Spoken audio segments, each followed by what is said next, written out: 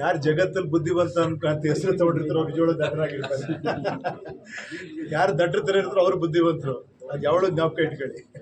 ನಿಮ್ಮ ಮಗನು ಏನೋ ಹಾಕಿದ್ರ? ಪಾಪ ಅವನು ಕಾಲೇಜಲ್ಲಿ ಇದ್ದಾನೆ. ಇಮಿಡಿಯೇಟ್ ಆಗಿ ಅಮ್ಮನ ಫೋನೆಲ್ಲ ಟ್ರೈ ಮಾಡಿದ್ದಾನೆ. ಅಮ್ಮ ನಾನು ಕೇಳ್ತಿರ್ಬೋದು ಅಂದ್ಬಿಟ್ಟು ಹಾಕ್ಬಿಟ್ಟಿದ್ದಾನೆ. ಆಮೇಲೆ ಅವರಿಬ್ಬರು ಫ್ರೆಂಡ್ಸು ಹಾಕಿದ್ದಾರೆ ಪಟ್ ಅಂತ. ಸೊ ಅದನ್ನ ಟ್ರ್ಯಾಕ್ ಮಾಡಿ ಇವಾಗ ಇದು ಮಾಡಿದಾರಂತೆ, ರಿಕವರ್ ಆಗಿದೆ. ಸೊ ಎಲ್ಲದಕ್ಕಿಂತ ಒಂದು ವಿಷಯ ಏನಂದರೆ ನಾವೆಲ್ಲ ನೆಗೆಟಿವ್ ನೋಡೋದು ಜಾಸ್ತಿ ಆಗೋಗ್ಬಿಟ್ಟಿದೆ ಇವಾಗ.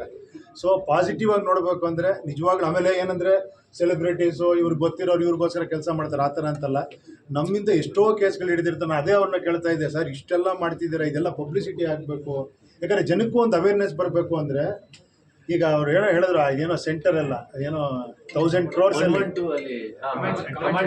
ದಯವಿಟ್ಟು ಒಂಚೂರು ಹೇಳಿ ಅದನ್ನ. ಯಾಕಂದರೆ ಅಷ್ಟು ದೊಡ್ಡದಾಗಿ ಮಾಡಿದ್ದೀರಾ. ಆ್ಯಕ್ಚುಲಿ ಇದೆಲ್ಲ ಗೊತ್ತಾದರೆ ಜನಕ್ಕೆ ಏನಂದರೆ ಒಂದು ಧೈರ್ಯ ಬರುತ್ತೆ. ಆ್ಯಕ್ಚುಲಿ ಎಷ್ಟು ನೀವು ಏನೋ ಟೆಕ್ನಿಕಲಿ ಎಕ್ವಿಪ್ಡ್ ಆಗಿದ್ದಾರೆ ಪೊಲೀಸ್ ಅವರು, ನಾವೆಷ್ಟು ಧೈರ್ಯವಾಗಿ ಅವ್ರು ನಂಬೋದು ಅನ್ನೋದು ಗೊತ್ತಾಗುತ್ತೆ.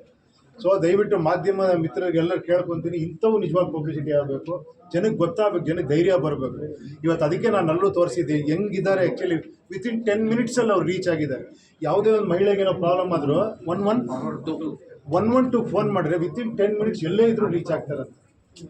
ಸೊ ಇಂಥವೆಲ್ಲ ಭಾಳ ಅವೇರ್ನೆಸ್ ಮುಖ್ಯ. ಎಷ್ಟೋ ಜನಕ್ಕೆ ಗೊತ್ತೇ ಆಗಲ್ಲ ಯಾವ ನಂಬರಿಗೆ ಫೋನ್ ಮಾಡಬೇಕು ಅನ್ನೋದು. ಸೊ ದಯವಿಟ್ಟು ಇದೆಲ್ಲ ಸ್ವಲ್ಪ ಜಾಸ್ತಿ ಪಬ್ಲಿಸಿಟಿ ಆಗಬೇಕು. ಓಕೆ.